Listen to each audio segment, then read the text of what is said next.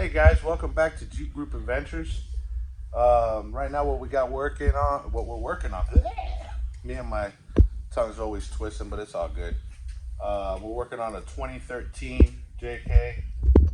Had a little fender bender on this side, but as you can tell, I got the core support right here just a little bit, and we were ready to replace the hood because it had caught the corner of the hood and the corner of the fender. Right now we're just removing the core support. Our new one came in today. This is what we do here at the shop when we ain't messing around with our Jeeps. We mess around with other people's Jeeps and just do the best we can to be good people, I guess. Got my brother Cody here with us, and Jason's behind the camera. You know how that goes. He's always hiding because if not, he starts doing his side to side wobble and gets all nervous. But that's what we got, guys. Nice little 2013. We got to also, here, let me show you. We got where did I put it? All right, so we got these right here. These are to replace the factory brackets for the control arms. Apparently, I guess from whatever this thing hit, it bent the factory control arm brackets, the lower ones only, thankfully. These are made by Artec, and there's something stuck on that. That's pretty gross, but whatever. These are pretty solid. I mean, I don't know if you guys ever seen them, but I mean, on my Jeep, I got the Artec truss, front and rear, and the seat gussets, and pretty solid stuff. We'll probably get Lissandro to weld these up for us. You guys have seen him in a couple of the videos, but he does good welding, so I trust his welding. It looks really nice, good finish, and we'll see how it all comes out. Once it's all over said and done with, we'll show you guys what we got. Jason may film a little bit as I'm pulling this out, but we'll show you the end results. All right, so core support's not that hard to take off. It's virtually 4 bolts holding it in, plus the 2 to the radiator. Radiator drops in 2 holes. Excuse me. Bolts up from the top, but you got these 2 here. Come this way. You got these 2 bolts here that hold it here. You got these that hold it to basically the chassis, the frame. Same thing on this side. And now you guys can see it a little better why we're changing it. The light housing is what cracked on this. Here's the piece of it. It's supposed to look like this here, and obviously, we're not going to sit here and take shortcuts and do things wrong. We're gonna fix it. We're gonna fix it right. If not do it at all. Don't waste the time. So, we won't be driving down the road and have the bouncy light thing going on. It's gonna be good. Here in just a minute, I'll be finished taking it out. I just gotta take a couple more straps off with my handy dandy tool here.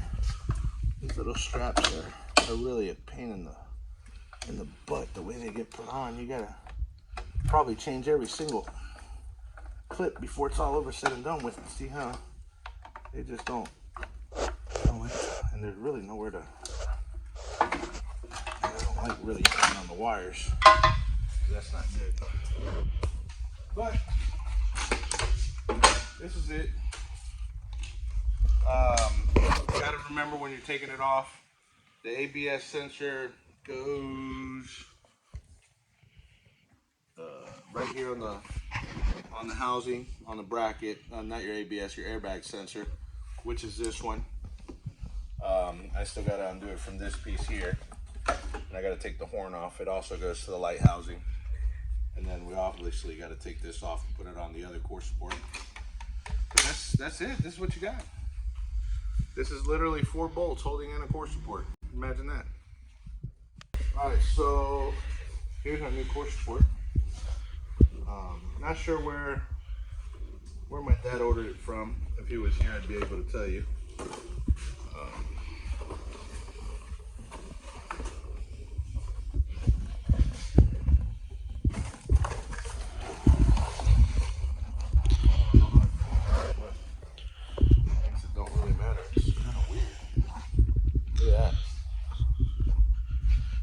tiny. It's kind of weird, but I guess that's the way it's supposed to be. I don't know. We'll find out once we put it all together. But this is what we got. A new core support. Before I put it on, I'm gonna make sure I ain't got no accessories on the back side. Then I'll have to take it all back off again. Let's see. No, we're good. We're good. All right.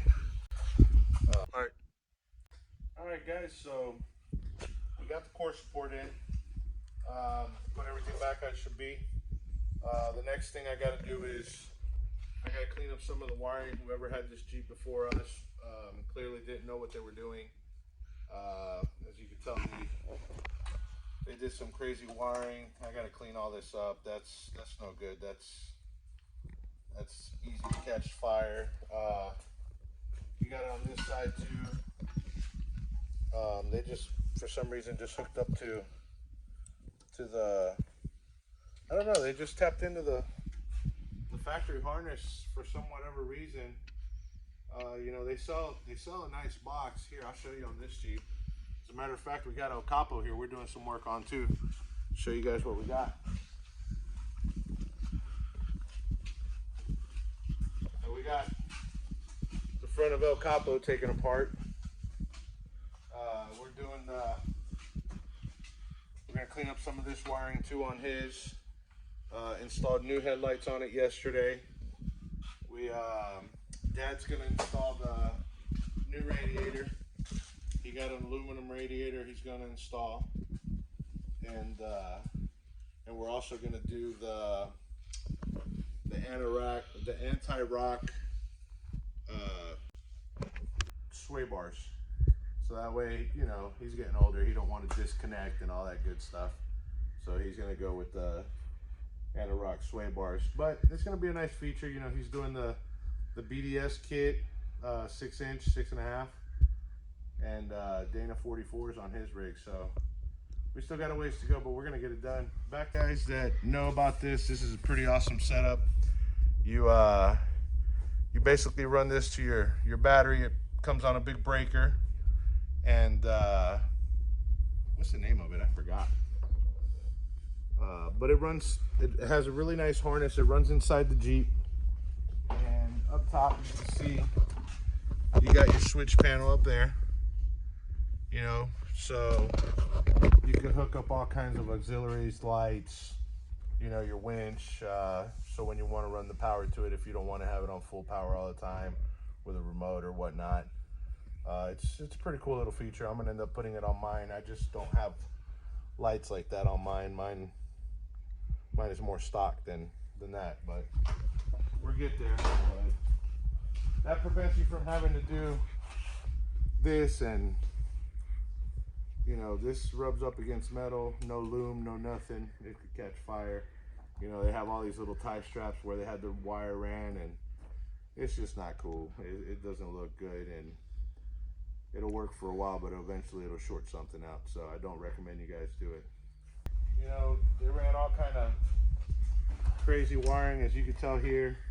I'm guessing this was to the lights in the front, or God knows. It's all right, guys. So on the next one, what we got to do next is we're going to install the housing for the lights.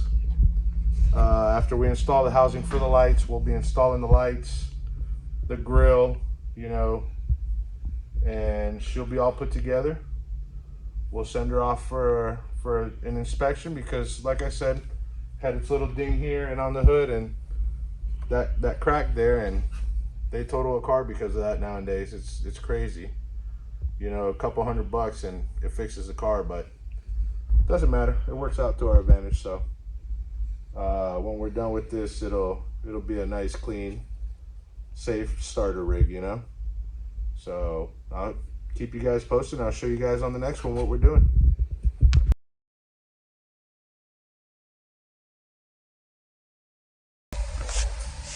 All right, so today what we're doing is we're cleaning up the wiring that I had already told you guys about.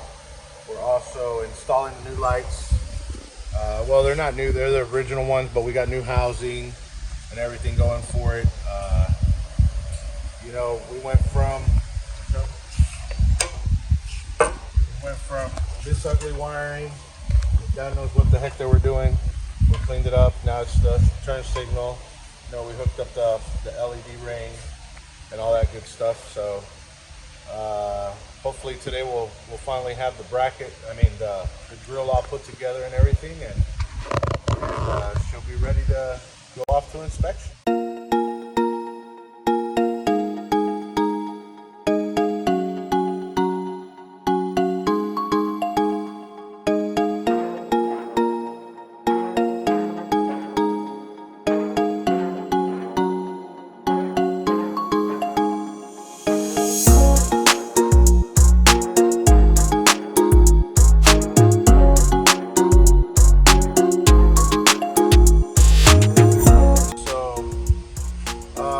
You know, I was wiring everything up, cleaning up all this crazy wiring,